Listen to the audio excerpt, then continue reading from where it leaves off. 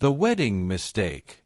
The morning sun spilled golden light over the small frontier town of Clearwater, the kind of place where dust never settled and gossip traveled faster than a horse at full gallop. The townsfolk had gathered in the square, whispering behind hands, chuckling into mustaches, and nudging one another with knowing glances. Why? Because today, Tom Callahan, the quiet ranch hand everyone knew for his polite silence and knack with horses, was getting married. The problem was, no one was quite sure to whom. Tom had never been one for crowds or courting. Folks said he worked the cattle till the stars came out, then played his fiddle alone under the cottonwoods instead of chasing skirts at the Saturday socials. So when word got around that he was suddenly standing before the preacher, waiting to exchange vows, half the town came running to see. And then she appeared. The woman who walked toward the altar was unlike any the people of Clearwater had ever seen.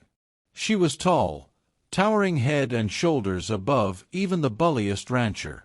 Her steps made the wooden planks of the chapel creak, and when she turned her head, the morning light caught on copper hair that blazed like fire. Gasps rippled through the crowd. "She's a giant," someone whispered. "More like a mountain in a dress," another muttered, though not unkindly.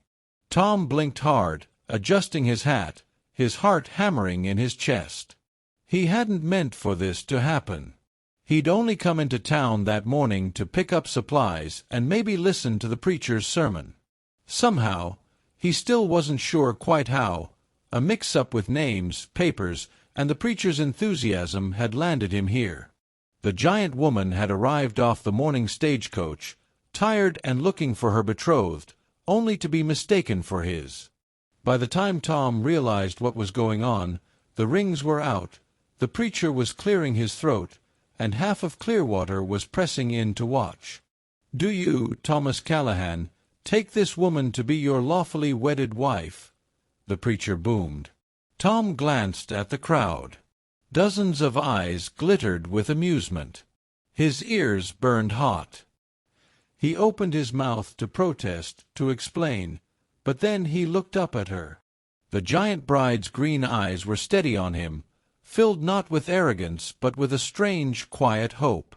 She looked as nervous as he felt, clutching a small bouquet of wildflowers in hands that could have crushed the stems without meaning to. Something in Tom's chest shifted.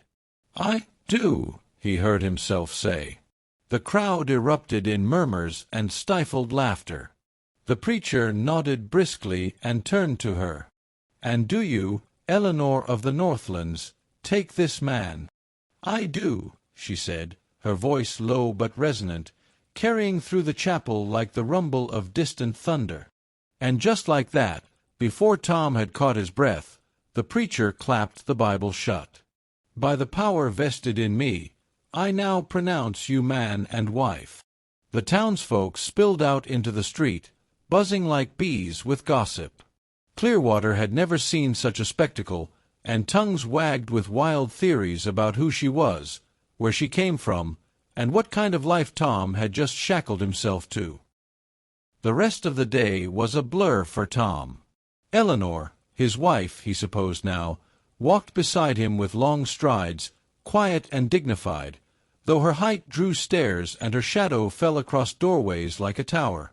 When they reached his modest cabin at the edge of town, she ducked to step inside, nearly hitting her head on the low beam. Tom hurried ahead, awkwardly setting down the flour, beans, and rope he'd meant to fetch, clearing a place at the table. "I reckon this ain't what either of us planned," he said at last, rubbing the back of his neck. Eleanor set the bouquet down carefully, as though afraid her strength might splinter the wood. She folded her hands, gaze lowered. "No.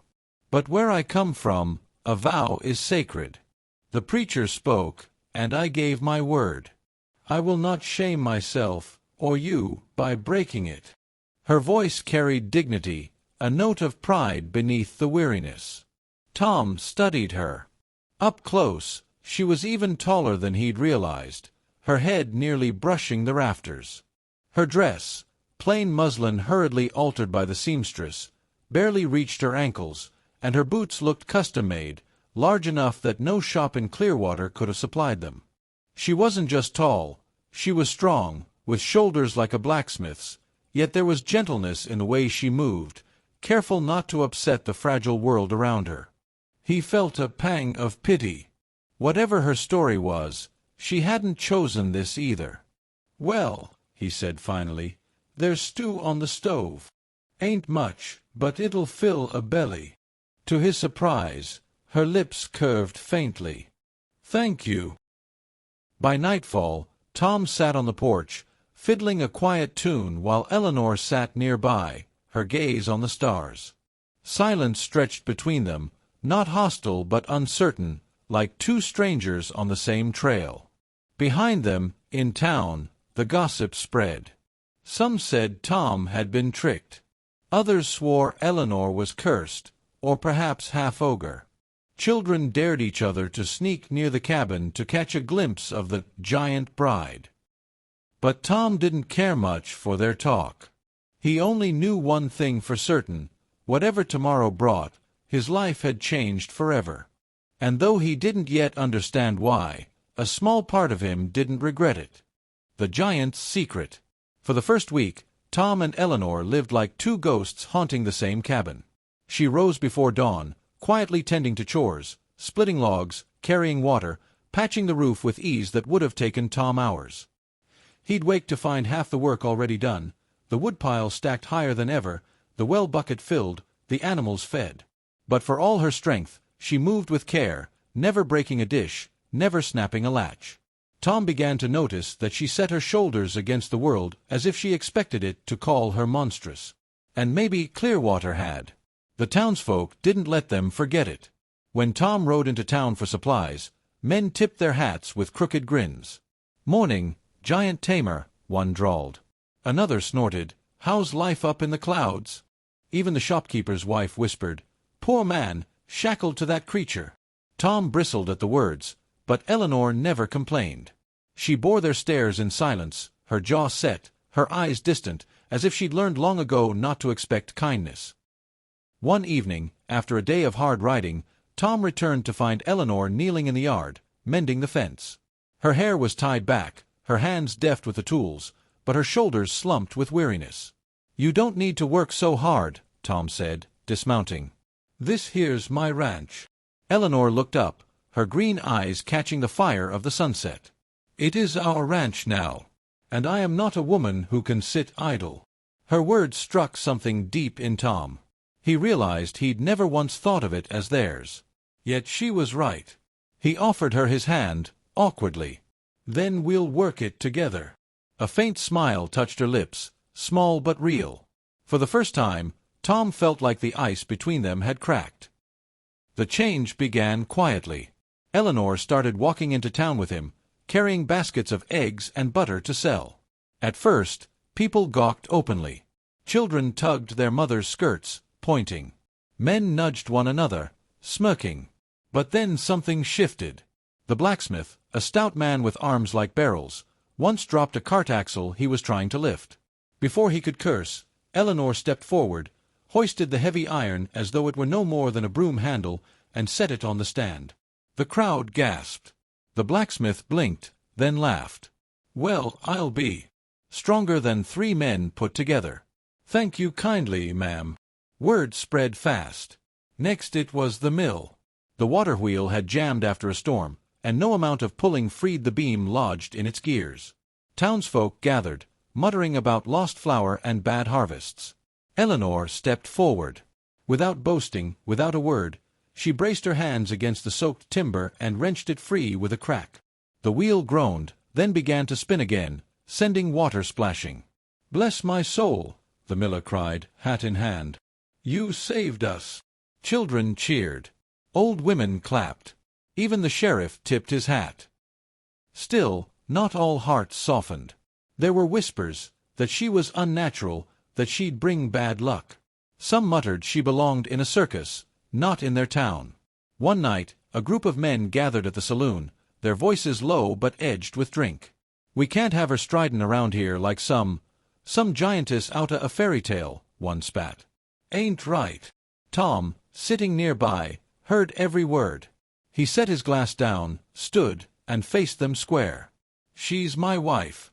She's done more for this town in a week than half of you ever have. You don't like it?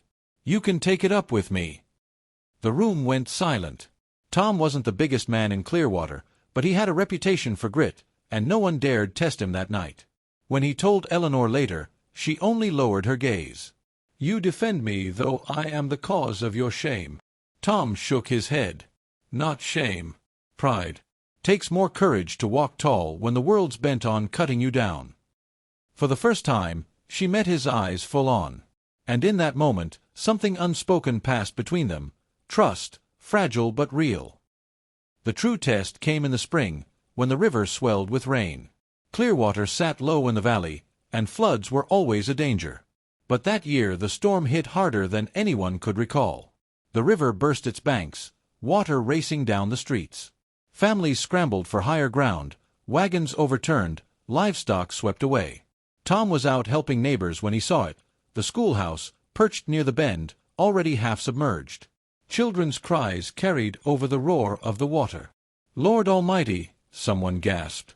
They'll drown. Before Tom could think, Eleanor waded into the torrent. The water surged to her waist, but she planted her feet like bedrock, pushing forward against the current. Eleanor! Tom shouted, fear clawing his chest. She didn't stop. With arms like great beams, she reached the schoolhouse door, ripped it open, and began lifting children out one by one. She carried them across the rushing flood, holding them high above her shoulders, depositing them safely on the dry steps of the church. The crowd watched in stunned silence. Back and forth she went, undaunted by the raging water, her dress torn, her hair plastered to her face. Not once did she falter. Not once did she cry out. When at last the last child was safe, she staggered to shore, soaked and trembling. Tom caught her in his arms, steadying her. The townsfolk erupted, cheers, tears, hats thrown in the air. Mothers clutched their children, fathers clasped her hands, thanking her through sobs. Even the ones who had whispered curses now wept openly. The sheriff raised his voice above the din. Clearwater owes its lives to this woman. Don't you forget it. From that day forward, no one called her monster. In the weeks that followed, Eleanor walked through town with her head high. Where once there had been mockery, now there was respect. Children ran to her side, begging for stories. Women brought her pies. Men shook her hand. And Tom found his heart no longer restless. At night, when he sat fiddling under the stars, Eleanor sat beside him, not as a stranger, but as a partner. They spoke more now, about her homeland in the far Northlands, where people were taller, stronger, and fewer in number. About his dreams of raising the best cattle in the county.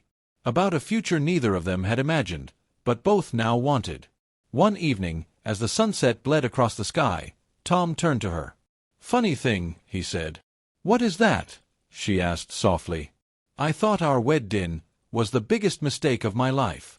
But turns out, it was the best accident that ever happened to me.